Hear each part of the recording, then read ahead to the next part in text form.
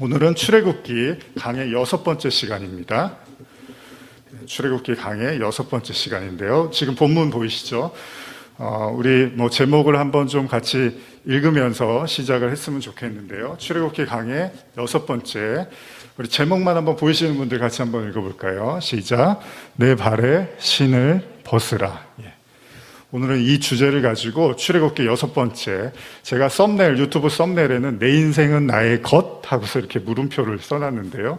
과연 우리의 인생이 우리 것인가? 이런 생각도 같이 하면서 말씀을 좀 들어봤으면 좋겠습니다. 자, 그러면 출애굽기 3장 1절에서 5절까지의 말씀을 같이 한번 여러분과 읽어보겠습니다. 시작. 모세가 그의 장인 미디안 제사장 이도로의 양떼를 치더니 그 떼를 광야 서쪽으로 인도하여 하나님의 산 호렙에 이르매 여호와의 사자가 떨기나무 가운데로부터 나오는 불꽃 안에서 그에게 나타나시다. 그가 보니 떨기나무에 불이 붙었으나 그 떨기나무가 사라지지 아니하는지라. 이에 모세가 이르되 내가 돌이켜 가서 이 큰 광경을 보리라. 떨기나무가 어찌하여 타지 아니하는고 하니 그때 여호와께서 그가 보려고 돌이켜 오는 것을 보신지라. 하나님이 떨기나무 가운데서 그를 불러 이르시되 모세야 모세야 하시니 그가 이르되 내가 여기 있나이다. 하나님이 이르시되 이리로 가까이 오지 말라. 내가 선 곳은 거룩한 땅이니 내 발에서 신을 벗으라. 여러분들이 한 번쯤은 신앙생활을 하시면서 들어보셨음직한 말씀이기도 합니다. 주제이기도 하죠. 내 발에서 신을 벗어라. 광야에서 40년의 시간을 보내고 있었던 모세, 그쵸? 그러나 그 전에 40년은 또 왕실에서 보냈었죠. 그러나 도망치고 이제 광야에서의 40년의 시간을 보냈는데 그는 어느 날 자신의 장인 이드로의 양떼를 몰고 호렙산, 하나님의 산이라고 하는데요, 성경에서. 그 호렙산으로 가는 도중에 굉장히 기이한 체험을 하죠. 그건 본문의 말씀처럼 여호와의 사자가 떨기나무 가운데로부터 나오는 불꽃 안에서 이렇게 말씀을 듣게 됩니다. 제가 출애굽기 3장 2절을 현대어로 2절과 3절을 한 번 더 읽어드릴게요. 그때 하나님의 심부름꾼이 떨기나무에 붙는 불꽃으로 모세에게 나타났다. 그가 바라보니 불꽃은 활활 타오르나 나무가 불타 없어지지는 않았다. 모세는 하도 이상해서 내가 가까이 가서 이 엄청난 광경을 자세히 보아야겠다. 어째서 나무가 타지 않을까 하고 중얼거렸다. 이게 현대어 성경입니다. 자, 분명히 불이 붙으면 나무가 타야 되는 게 당연한 거죠.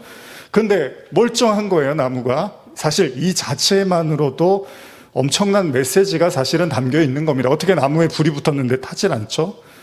모세가 어쨌든 간에 굉장히 놀랍니다. 근데 그때 하나님이 가까이 오지 말라는 거예요. 불에 타지 않는 떨기나무를 보고 너무나 신기해서 가까이 가려고 했겠죠. 그런데 하나님은 오지 말라는 거예요. 경고합니다. 오지 말아라. 떨기나무 속에 불꽃. 이게 무슨 의미일까요? 그리고 왜 하나님은 모세한테 또 오지 말라고 하셨을까요? 일단 우리는 조금은 다르지만 여러분들 이 본문 들으시면은 유사한 본문 혹시 하나 떠오르시지 않나요? 성경 보시면. 그게 뭐냐면 다니엘서에 기록된 본문입니다. 다니엘서 보시면은 다니엘의 세 친구 이야기 기억하시죠? 이 다니엘의 세 친구에게 어떤 일이 일어났냐면 다니엘서 3장을 보시면 느부갓네살 왕, 세상의 왕을 상징하는 느부갓네살 왕이 등장을 합니다. 그런데 이 왕이 자신이 요즘 젊은 사람들 유행하는 나를 추앙해줘요. 이 느부갓네살 왕이 자기가 추앙을 받고 싶은데 그래서 하나 이제 생각해낸 게 거대한 금신상을 하나 만들어내죠.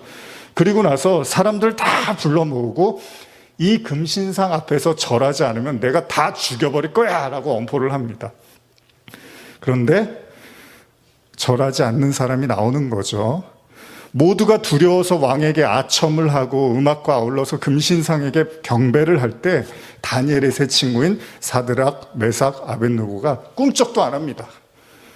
이에 왕은 무척이나 흥분을 하죠. 내가 너희들 그냥 죽이는 게 아니라 뜨거운 풀무불에다가 넣어서 죽일 거야. 그리고 오늘은 7배나 더 뜨겁게 할 거야. 라고 엄포를 놓습니다.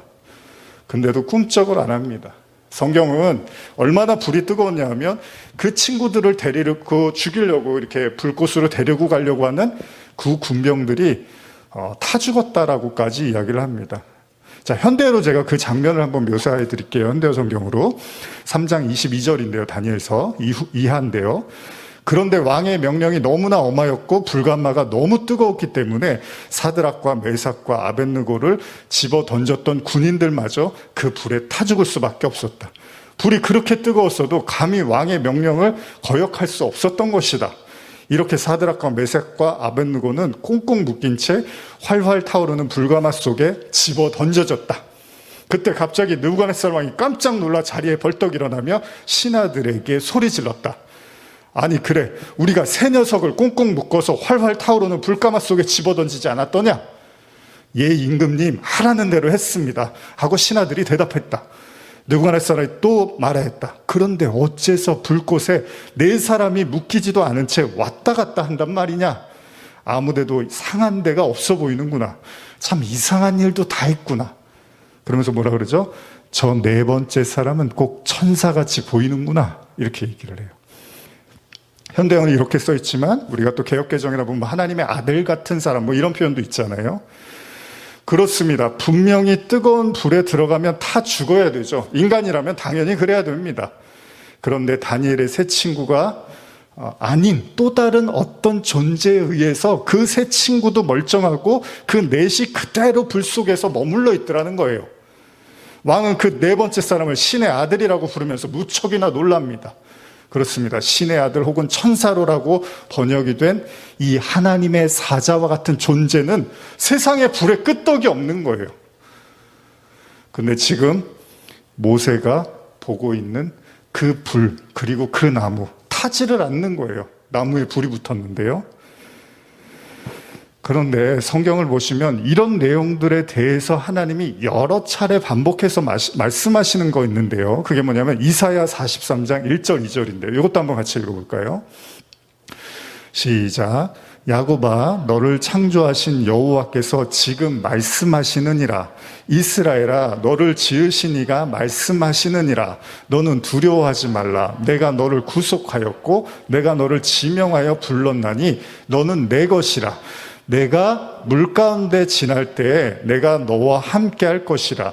강을 건널 때에 물이 너를 침몰하지 못할 것이며 내가 불 가운데 지날 때에 타지도 아니할 것이요 불꽃이 너를 사르지도 못하리니. 여러분들이 뭐 주일학교 때부터 지금까지 아주 따갑도록 들은 내용 중에 하나가 너희들이 상하지 않을 거다. 물 가운데 불 가운데 가더라도 하나님이 지켜줄 거다. 이게 우리가 따갑게 들은 내용이죠. 근데 들으면 뭐합니까? 안 믿어지잖아요. 잘. 우리가 따갑게 듣는다고 해서 저도 이제 가끔 요즘은 아내가 사모님이 그러지 않는데 덜 그러는데 예전에 이제 잔소리 많이 하고 그러면 제가 잘 안 듣거든요. 제가 이제 라면 같은 거 맨날 밤만 되면 이렇게 지금은 안 그렇지만 예전에는 저녁만 되면 이렇게 맨날 라면 끓여 먹고 이러면 제발 좀 먹지 말라고 그런데 안 들어요.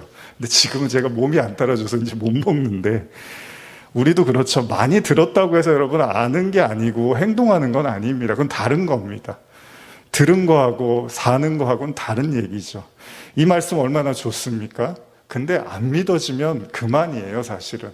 물 가운데, 불 가운데 아무리 하나님이 지켜준다고 해도 믿어지지 않으면 아무 의미도 없는 말씀이죠. 그렇습니다. 지금 모세가 보고 있는 떨기나무의 불꽃, 그리고 그가 마주하고 있는 존재는 분명히 여호와의 사자가 분명합니다. 이거는 하나님만 할 수 있는 일이에요. 그런데 우리는 이 장면을 볼 때 단순하게 모세가 하나님을 만났더라, 야 신기하지, 이렇게 생각을 하는데 사실은 여기에는 또 다른 의미가 있다는 거예요. 여러분 우리가 뭐 신비주의라고도 표현을 하는데 저나 여러분이나 살면서 신기한 일들 많이 겪으시잖아요. 그러면 신기한 일을 겪으니까 하나님이 함께 하셨구나라고 믿는데 사실 그 신기한 일 이면에 또 다른 하나님의 메시지가 있는 거거든요. 근데 우리는 신기한 일이 일어나니까 하나님이 함께 하시는 줄 아니까 자꾸 신기한 일이 일어나기를 바라는 거예요. 근데 그 중요하지 않아요, 하나님한테는. 메시지가 중요합니다. 제가 늘 말씀드리지만 이스라엘 백성들이 홍해가 갈라지고 10가지, 제가 요새 엑소더스 또 영화도 보고 뭐 말씀도 준비하지만 출애굽기는 거의 기적의 사건의 연속이잖아요. 근데 광야에 간 이스라엘 백성들이 그 기적을 다 보고 나니까 뭐라 그래요? 기적 왜 안 일어나요, 오늘? 아니, 어제까지는 기적 일어났는데 왜 오늘은 기적을 안 일어나게 하시는 거죠? 라고 하면서 계속 불평, 원망을 해요. 왜 그런 줄 아십니까? 하나님의 능력이 그들의 삶에 없었던 게 아니라 그들이 기적만 봤다는 거예요. 기적 이면에 하나님의 메시지를 보지를 못한 거예요. 그래서 제가 오늘도 불꽃 속에 그 떨기나무 속에 불꽃을 이야기하면서 신기하죠? 이러고 끝내버릴 수도 있지만 그게 아니라 메시지가 있다는 거죠, 그 속에는. 근데 지금 여러분과 제가 읽은 다니엘서를 보니까 진짜로 모세가 하나님의 사자만 그런 게 아니라 저와 여러분들이 하나님의 신이 함께하는 사람이 되면 불꽃에서도 살아남는데요. 그 메시지가 떨기나무 안에도 있는 거예요. 무슨 말입니까? 모세를 하나님이 그렇게 하시겠다는 거잖아요. 그리고 엑소더스라는 게 뭐예요? 세상에서 저와 여러분들을 끌어내는 거니까 저와 여러분들이 이 세상에 뜨거운 강렬한 불꽃이 있다 하더라도 우리를 살아남게 하시겠다는 거죠. 그걸 우리가 정금이라고도 표현을 하죠. 용광로 속에서 뿜어져 나오는 정한 아주 순수한 금. 하나님이 우리를 그렇게 만드시겠다는 겁니다. 여기에는 두 가지 의미를 생각해 볼 수 있습니다. 다시 한번 제가 정리해드리면 아무리 세상의 불꽃이 강렬하게 타오른다 하더라도 하나님은 여러분들을 지켜주실 겁니다. 그리고 둘째는 하나님을 나타내는 불꽃. 여러분, 불꽃 하면 또 생각나는 단어 뭐 있죠? 성경에서 불꽃. 오늘도 한번 기다려볼까요? 제가 어떤 말 하실 때까지. 불꽃과 같은, 성경 보시면 눈동자라는 표현이 있죠? 하나님의 불꽃과 같은 눈동자. 그러니까 하나님께서 모세를 또 여러분과 저를 이 떨기나무를 통해서도 말씀하시는, 내가 너를 불꽃과 같은 눈동자로 지켜보겠다라는 의미도 있겠죠. 그래서 인간이 하나님을 보면 어떻다 그러죠? 거룩함에 의해서 죽는다고 말을 하죠. 여러분 들어보셨죠? 저도 그냥 중학교 때 교회 다니다가 어설프게 들어갔고, 야, 인간이 하나님 보면 죽는데, 친구들하고 이제 전도사님 말씀 듣고서, 하나님 보면 죽어? 그런데 나중에 시간이 지나서 신학을 하다 보니까 하나님을 본 사람들이 또 많네요.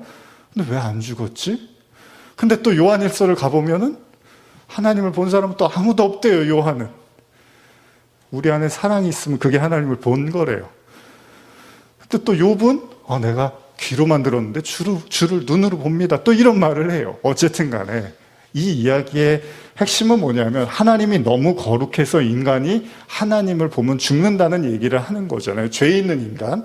그래서 이사야가 하나님의 임재, 그 임재를 경험하니까 화로다, 망하였도다, 난 이제 죽었구나, 이런 말을 하는 거란 말이죠.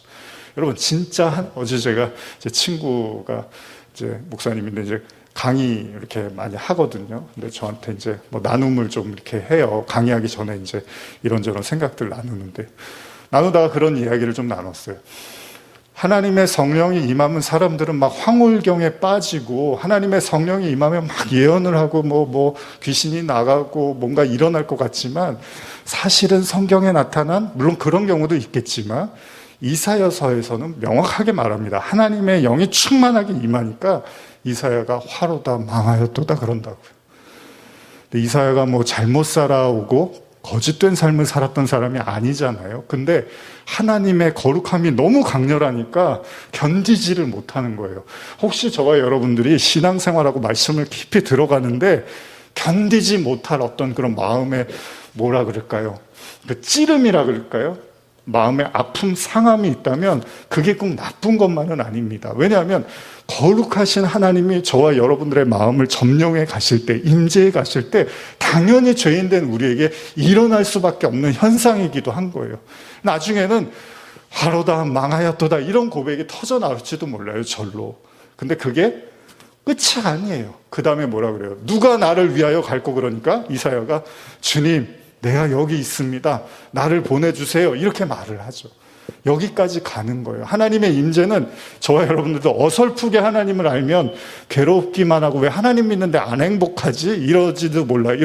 근데 진짜 우리가 하나님 안에서 완전히 꺾여지고 부정당하고 십자가에 못 박히면 제가 가겠습니다. 제가 전하겠습니다. 이렇게 가는 거죠. 그건 바로 하나님으로부터 하나님이 우리를 죽이시기도 하지만 살리시겠다는 의미이기도 하겠죠. 이 불꽃과 같은 눈동자가 다 그런 메시지를 담고 있는 겁니다. 그러니까 하나님의 심판으로부터 모세는 결국 살아남아 하나님과 동행할 수 있는 자로 만드시겠다는 거잖아요. 하나님 보면 죽는다 그러는데 모세는 시내산에서 하나님을 만납니다. 그리고 결국 하나님과 동행하는 자의 삶을 살게 되는 거죠. 그게 인생에서 얼마나 큰 축복입니까? 그거보다 더 좋은 축복이 어디 있습니까?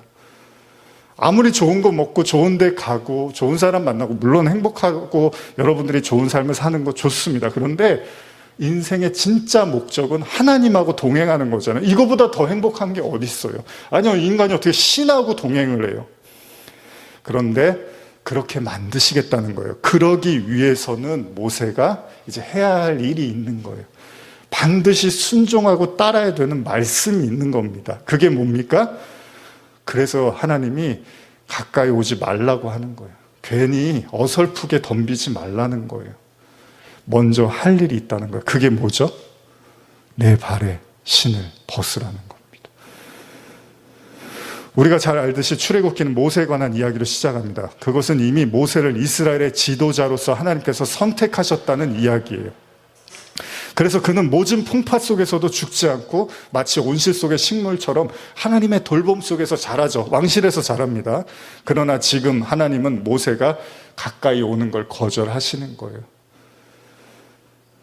지금 모세는 자신의 80년, 모세가 지금 왕실에서 40년, 광야에서 40년, 80년을 살았어요. 그 80년을 내가 왜 이렇게 살아야만 했는지, 그리고 그 삶을 한순간도 빠짐없이 불꽃과 같은 눈동자로 지켜보셨던 그 하나님과 대면을 하기 시작합니다. 모세가 80년이 돼서야, 거의 80년의 시간이 돼서야 진짜 하나님을 만나더라는 거예요. 그러니까 우리도 여기 이제 어르신들도 계시고 하지만 지금까지 우리가 알고 만났던 하나님이 다가 아닐 수도 있다는 겁니다. 모세는 80년이 지나서야 진짜 하나님을 만나더라는 거예요.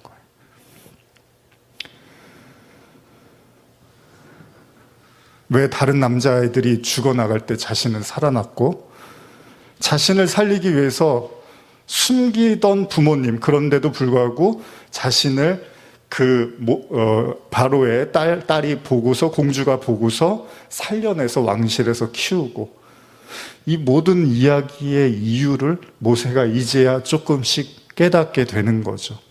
하나님을 보는 거예요.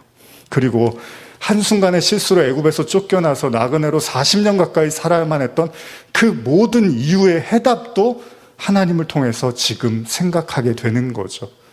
여러분과 저도 그럴 수 있습니다. 인생이요, 제가 인생을 논할 나이는 아니지만 시간이 흐르면 흐를수록 정리가 되지 않고 뒤죽박죽 뭔가 시원하지 않고 계속해서 뭔가 마음속에 생각 속에서 나를 이렇게 놓지 않는 그런 마음의 고통들이 있다면 모세도 아마 그랬을지도 몰라요. 그러면서도 이제 나 나름대로의 인생을 다 살았으니까 여기서 이제 인생을 잘 마무리하면 되겠구나라고 생각하고 그냥 이제 광야에서의 삶을 정리하려고 했는지도 모릅니다. 근데 그때 하나님이 찾아온 거죠. 그가 애굽을 도망쳐 나오고 어쩌면 수없이 묻고 찾아 헤맸을 하나님의 뜻. 도대체 내가 왜 이런 삶을 살아야 되고 내가 왜 이렇게까지 망가져야 되고 왜 이렇게 도망 다녀야 되고 내가 왜 이랬을까? 계속 뒤죽박죽 섞인 채로 살았던 시간. 그런데 하나님이 오셔서 갑작스럽게 모세를 쓰시겠다는 거예요. 모세를 사용하시겠다는 거예요.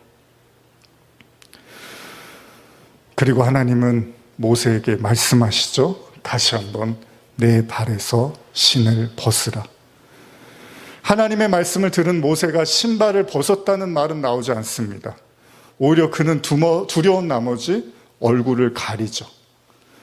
출애굽기 3장 6절인데 한번 읽어볼까요? 출애굽기 3장 6절입니다. 시작. 또 이르시되 나는 내 조상의 하나님이니 아브라함의 하나님, 이삭의 하나님, 야곱의 하나님이라. 모세가 하나님 배웁기를 두려워하여 얼굴을 가리매. 신을 벗으라고 명령은 했지만 모세는 그냥 두려울 뿐입니다. 그렇다면 왜 신을 벗으라고 했을까? 제가 오늘 설교는 예전에 제가 요한복음 강해 한 3, 4년 전에 했던 그 신을 벗으라는 설교가 있거든요. 그 설교를 같이 또 참고해서 같이 오늘 이렇게 나누고 있습니다. 자, 내 발에서 신을 벗으라. 주석을 제가 한번 읽어드릴게요. 여기서 신은 인간의 타락된 품성과 행위를 상징한다. 즉 죄악된 장소를 두루 다니고 죄악된 행위를 하느라고 더러워진 신에는 온갖 냄새나는 더러운 먼지나 때가 끼어있는 법이다. 따라서 그러한 신을 신은 채 하나님께서 임재하신 거룩한 땅을 밟을 수는 없는 것이다. 이게 주석의 내용입니다. 냄새나는 신발. 그렇죠. 발냄새. 그럼 하나님이 제가 예전에도 그랬지만 야, 나는 냄새는 아주 예민한 사람이니까 너 발은 씻고 다니니? 지금 다른 건 내가 괜찮은데 신발은 벗어. 나한테 올리고 이건 아닐 거 아니에요? 너무 오랫동안 모세 발이 씻지 않은 것 같아서 발을 벗으라고, 신발을 벗으라고 하진 않았겠죠. 근데 모세는요, 신발이 아니라 얼굴을 가리죠. 물론 이 구절을 우리가 있는 그대로 이렇게 이해하는 사람은 없습니다. 주석에도 언급한 것처럼 인간의 죄악된 모습과 연관해서 우리는 이해할 것입니다. 룻기서를 보면요. 룻기 4장 7절을 보시면 이것도 한번 읽어볼까요? 옛적 이스라엘 중에는 모든 것을 무르거나 교환하는 일을 확정하기 위하여 사람이 그의 신을 벗어 그의 이웃에게 주더니 이것이 이스라엘 중에 증명하는 전례가 된지라. 우리말로 제가 한번 읽어드릴게요. 옛날 이스라엘에는 재산을 사주거나 교환할 때 모든 것을 확증하기 위해 한쪽 사람이 신발을 벗어 상대방에게 주었습니다. 이것이 이스라엘의 계약법이었대요. 그러니까 신을 벗는다는 것은 지금 모세가 밟고 있는 땅, 이 땅이요, 모세의 땅이 아니라 하나님의 땅이라는 걸 인정하라는 거예요. 그래서 하나님이 모세에게 네가 선 곳은 거룩한 땅, 즉 나의 땅이니까 함부로 걸어서는 안 된다는 거예요. 이게 중요한 거죠, 여러분. 이걸 조금 더 확장시키면 모세의 인생은 모세의 것이 아니라 사실은 하나님의 것인 거죠. 제가 지난주에도 말씀을 드렸지만 이 시간이라는 걸 하나님이 주니까 우리가 사는 거지, 하나님이 제 시간이 끝났다고 하면 저는 살고 싶어도 못 사는 거예요. 그러면 인생은 사실은 제 게 아니에요. 하나님의 시간을 주고 하루를 주고 그렇게 살아갈 수 있도록 숨을 쉬게 해주니까 사는데, 인간은 내 인생은 나의 것 그런다고요.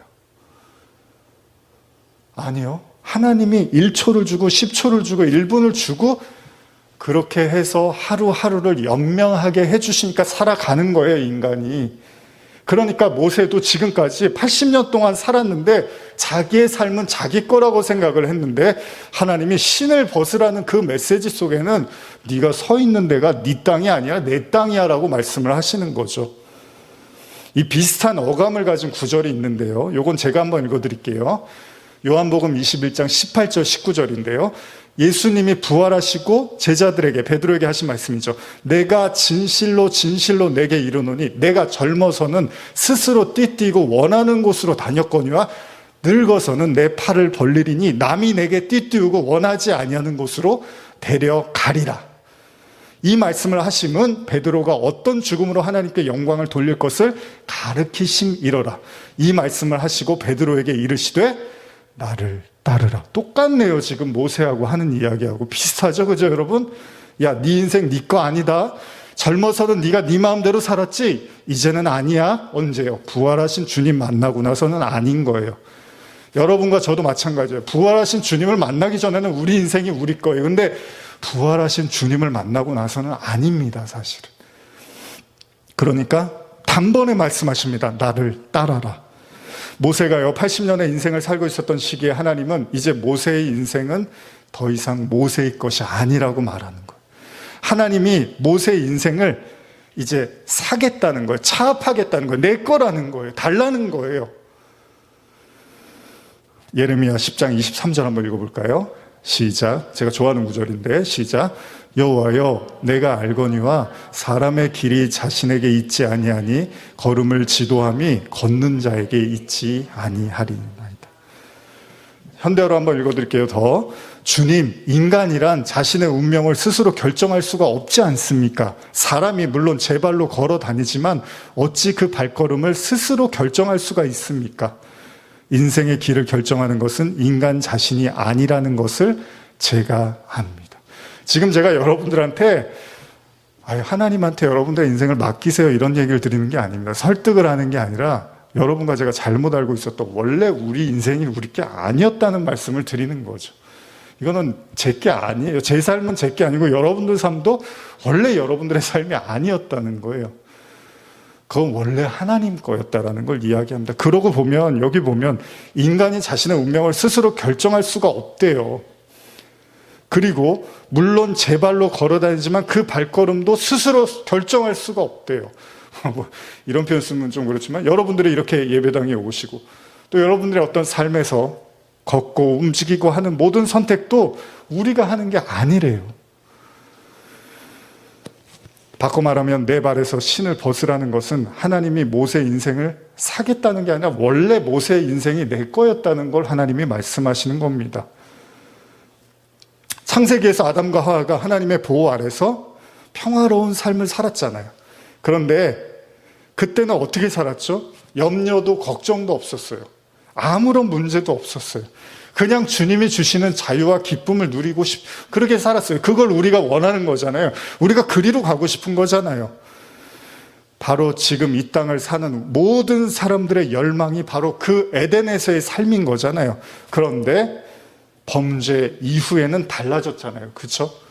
범죄 이후에는 창세기 3장 17절 이하인데요. 잘 아시는 거죠? 제가 읽을게요. 아담에게 이르시되 내가 내 아내의 말을 듣고 내가 내게 먹지 말라는 나무의 열매를 먹었은즉 땅은 너로 말미암아 저주를 받고 너는 평생을 수고하여야 그 소산을 먹으리라. 땅이 내게 가시덤불과 엉겅퀴를 낼 것이라. 내가 먹을 것은 밭의 채소인즉 내가 흙으로 돌아갈 때까지 얼굴에 땀을 흘려야 먹을 것을 먹으리니 내가 그것에서 취함을 입었습니다.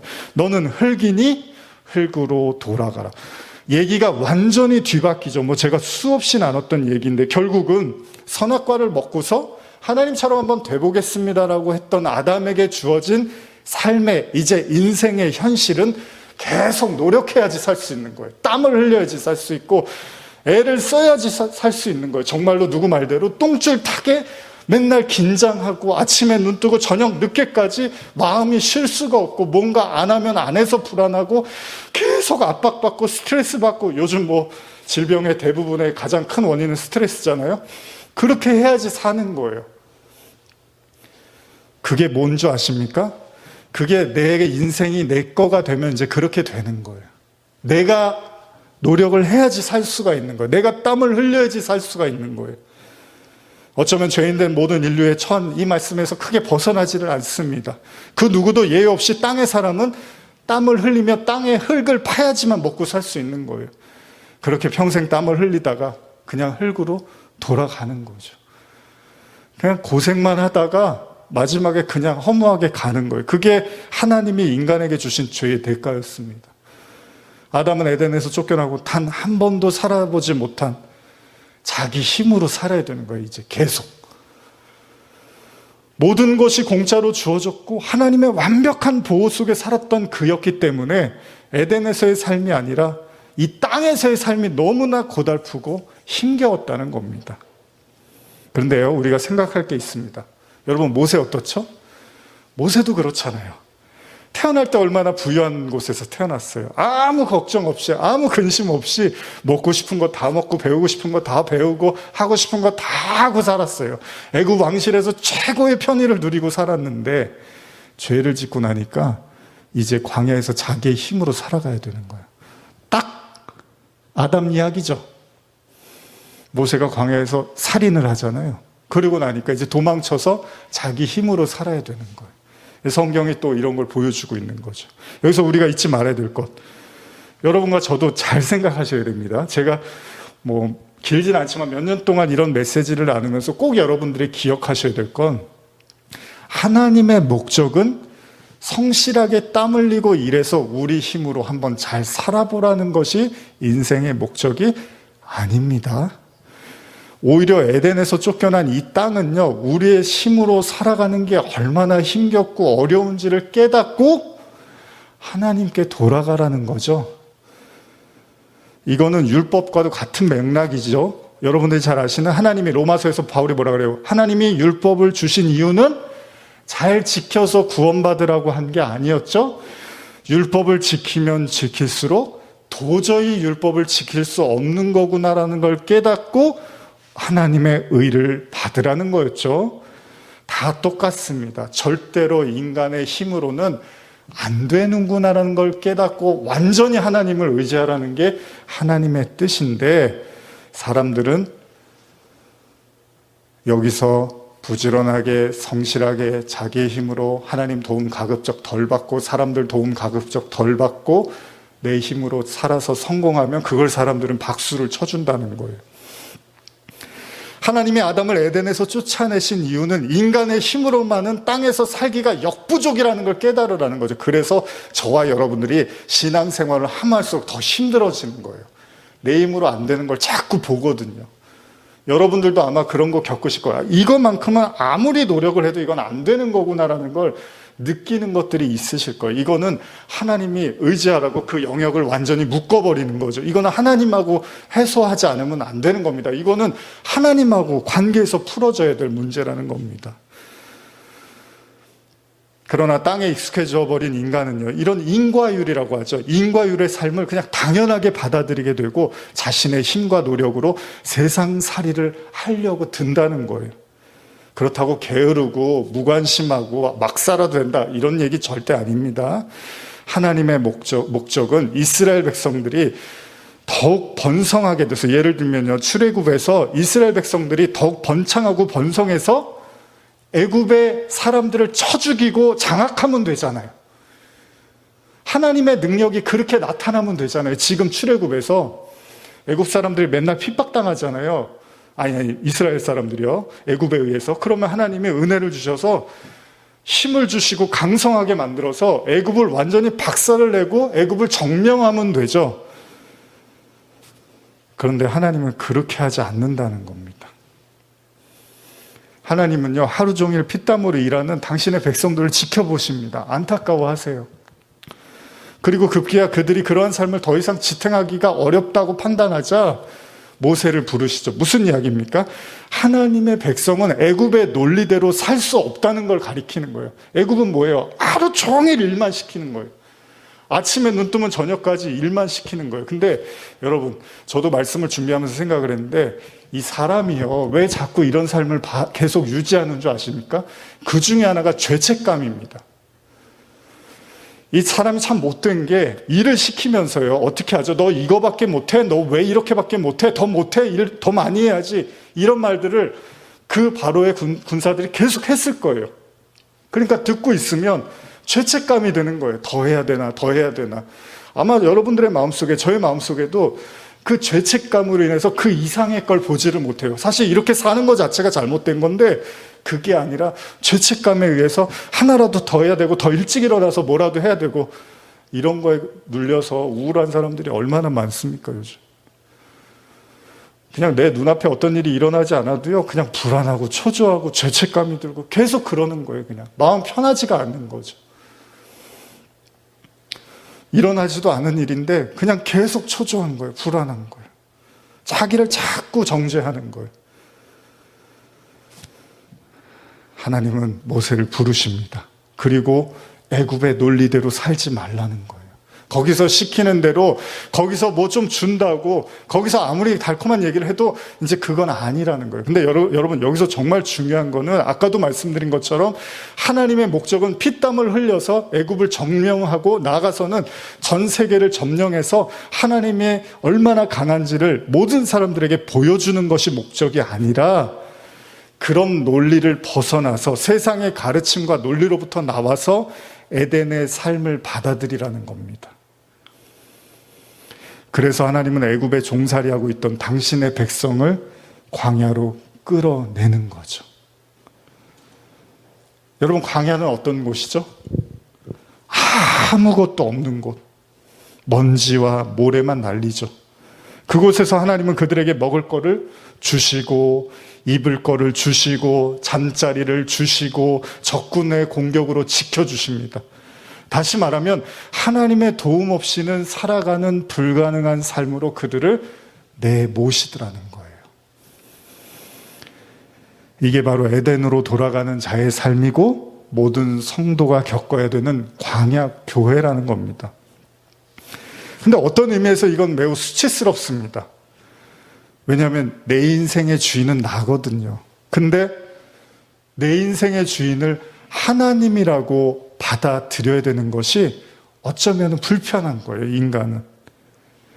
바로 하나님이 모세에게 말하죠. 이제 내 발에 신을 벗어라.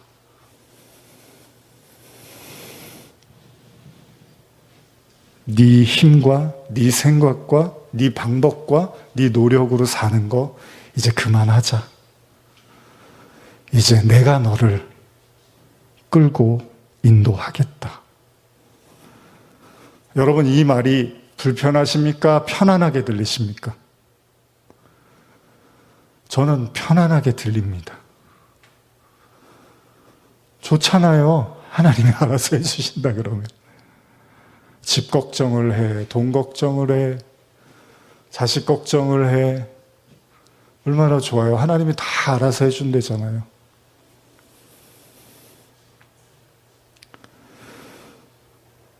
불 가운데서 물 가운데서 지켜주신다며요. 좋은 얘기 아니에요. 그러기 위해서 신발을 벗으라는 거죠. 제가 본문 좀 더 준비했는데 이거는 제가 그냥 말로 설명드리고 이제 마무리를 좀 할게요. 야곱 이야기 아시죠? 야곱이 자기 형 에서 장자죠.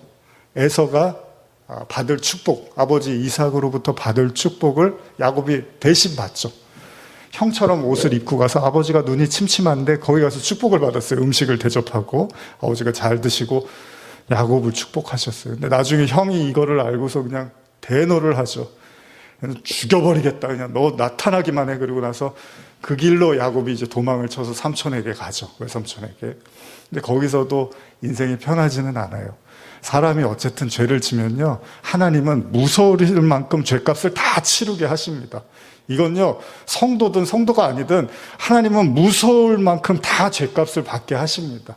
야곱이 인생이 그렇게 고달팠어요. 그래서 나중에 제가 자주 드리지만 야곱이 바로 만났을 때 요셉에 의해서 애굽에 갔을 때 아주 120년 살았는데 아주 스올 같았습니다. 이런다고요.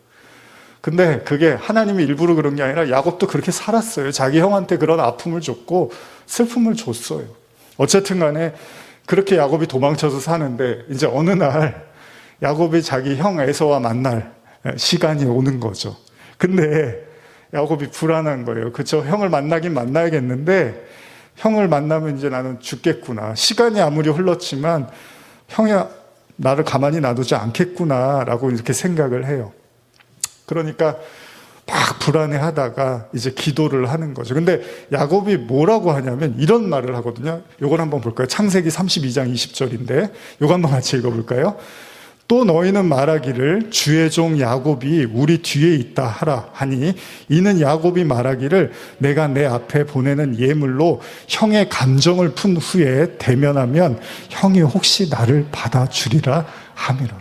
이게 무슨 말이냐면요, 자기가 죄를 짓고 노엽게 한 사람이잖아요. 용서를 구해야 되는데 야곱이 아무래도 형이 용서는 안 해줄 것 같으니까 생각해낸 결과가 돈이에요. 돈. 이 돈을 갖다가 주면 형이 나한테 그래도 좀 관대해지겠지라고 생각을 하는 거예요. 이게 그러니까 인간은 돈을 의지할 수밖에 없는 거예요. 결국은 하나님을 의지를 못하면 돈을 의지할 수밖에 없는 거예요. 결국 돈으로 해결해야 되는 거예요. 그리고 나서 기도하죠. 야곱이 이제 기도합니다. 형을 만나기 전에 야복강에서 강가에서 기도하는데, 요건 제가 읽어드릴게요. 32장 34절, 24절, 25절인데요. 야곱은 홀로 남았더니 어떤 사람이 날이 새도록 야곱과 씨름하다가 자기가 야곱을 이기지 못함을 보고 그가 야곱의 허벅지 관절을 치매 야곱의 허벅지 관절이 그 사람과 씨름할 때 어긋나더라. 무슨 말이냐면요, 하나님의 사자가 야곱을 못 이깁니다. 그래서 환도뼈를 확 쳐버려요. 오래전 팥죽 한 그릇에 형의 축복권을 사고 형을 빙자하면서까지 축복을 받으려고 했던 야곱의 열정이 얼마나 대단합니까? 그 피와 땀의 노력이 얼마나 대단한지 하나님의 사자도 감당을 못해요.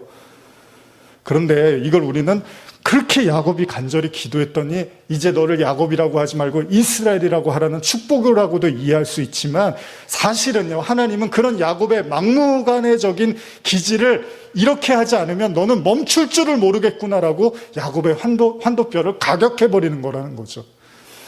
여러분들도 그런 거 있으실 거예요. 누가 브레이크를 걸어주지 않으면 여러분도 끝모르게 달리는 분들이 계세요.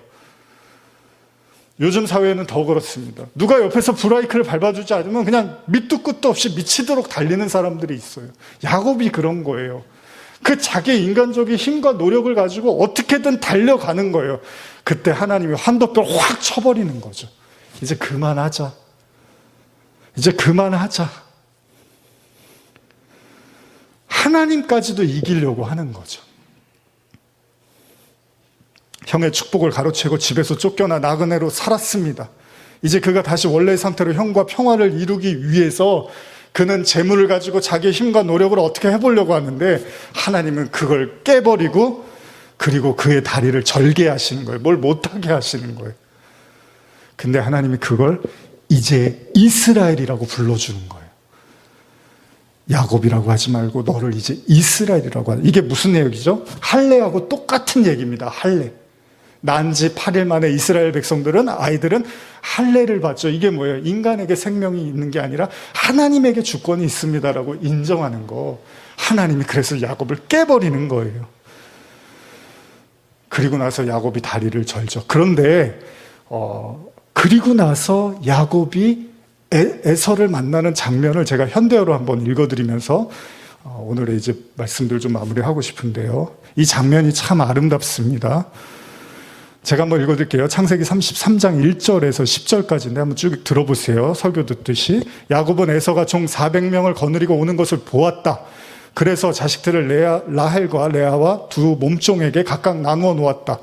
두 몸종과 그들에게서 난 자식들은 맨 앞에, 그리고 레아와 레아가 낳은 자식들은 그 다음에, 그리고 라헬과 요셉을 맨 나중에 세워두었다. 그런 다음 야곱은 그들 앞에 나가 에서에게서 7번 절을 올리고 그에게 가까이 나갔다.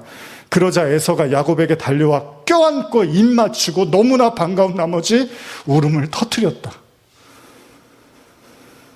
이렇게 한참 회포를 푼 뒤에 앞에 서 있는 여인과 아이들을 둘러보고 너와 함께 온 이 사람들이 누구냐 하고 물었다. 예, 하나님께서 이 몸에게 은총을 베풀어 주신 자식들이야 하고 야곱이 대답하였다. 그러자 야곱이 두 소실과 자식들이 에서 앞에 나와 절을 하였다. 그 다음에 레아와 그 자식들이 절을 하였고 마지막으로 라헬과 요셉이 앞으로 나와 에서에게 절을 올렸다. 내가 이리로 오다 보니 가축대가 너희보다 앞서 계속 오던데 그건 웬 것이냐? 하고 에서가 물었다. 예, 형님에게 드리는 겁니다. 별것 아니지만 성의로 받아 주십시오. 하고 야곱이 대답하였다. 그래서 에서는 극구 사양하였다. 아니다. 나는 괜찮다. 나는 지금 가지고 있는 것만으로도 충분하다. 걱정 말아라. 내 살림을 축내서야 되겠느냐? 야곱이 대답하였다. 아니에요, 형님. 다른 뜻이 있는 게 아니라, 다른 뜻이 있는 게 아니에요? 다른 뜻이 있는 거잖아요. 다른 뜻이 있는 게 아니라 형님께 드리는 내 선물입니다. 그저 기쁜 마음으로 받아주십시오. 형님 얼굴 뵙는 것이 마치 하나님의 얼굴을 뵙는 것 같군요. 형님께서 나를 이렇게 따뜻하게 대해주시니 말입니다. 인간관계의 회복은요, 여러분과 제가 하나님 앞에 환도뼈를 가격당하면 되는 겁니다. 십자가에서 여러분과 제가 못 박히면 되는 거라니까요. 인간관계는 그 사람하고 그냥 풀어서 될 문제가 아니에요.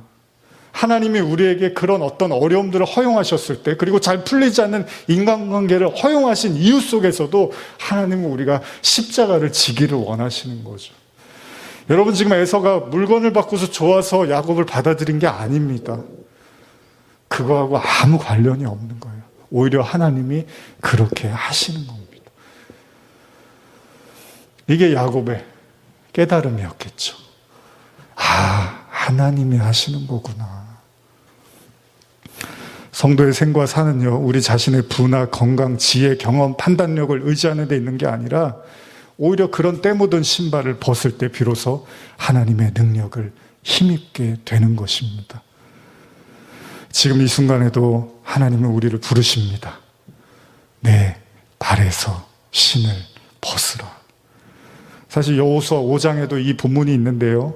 이게 어디서 나오냐면 이스라엘 백성들이 40년의 광야 생활을 뒤로하고 요단강을 막 건너고, 그리고 나서 처음으로 접하는 여리고성을 보면서 두려워하죠. 저걸 어떻게 무너뜨리나. 그때 여호수아 5장 15절인데요. 이거 한번 읽어볼까요? 시작. 여호와의 군대 대장이 여호수아에게 이르되 내 발에서 신을 벗으라. 내가 선 곳은 거룩하니라 하니 여호수아가 그대로 행하니라. 이게 신을 벗으라는 얘기인가요, 정말? 여리고성 함락하려면 신발을 신고 하면 안 된다는 얘기인가요? 지금 제가 여러분들한테 신을 벗으라고 했을 때 뭐 어떻게 하라는 거지? 이런 생각이 드시나요? 아니면 무슨 말씀이신지가 이해가 가시나요? 사람들이 여호수아의 군대 대장이 여호수아에게 이르되 내 발에서 신을 벗으라 하니까 여호수아가 그대로 했대요. 신을 벗진 않았겠죠, 그죠? 맨발로 싸우라는 얘기처럼 들리진 않았겠죠? 오늘 여러분들에게 하나님이 말씀하십니다. 내 발에서 신을 벗으라. 기도하시겠습니다.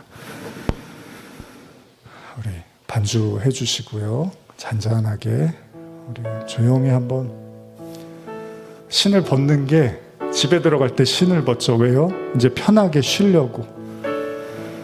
여러분, 신을 벗으라는 거는 부담감을 주는 말씀이 아닙니다, 사실.